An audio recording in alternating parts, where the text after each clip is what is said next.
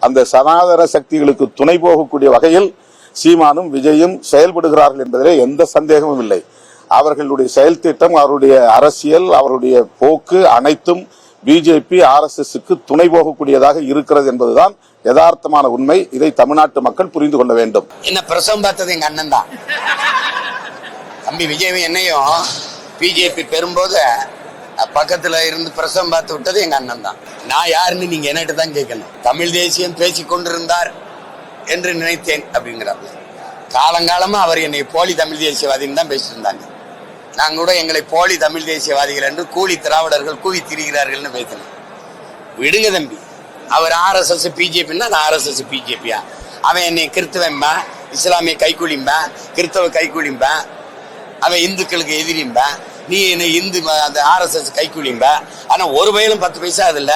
இந்த பொதுக்குழு நடத்த காசு இல்ல, திறன் நிதியில திரட்டிக்கிட்டு இருக்கோம். எவனாவது கூலியை கொடுத்துட்டு பேசு. என்னப்பா கூலின்றது? அதை விடுங்க. அண்ணன் தானே பேசுறாரு, பேசிட்டு போறாரு.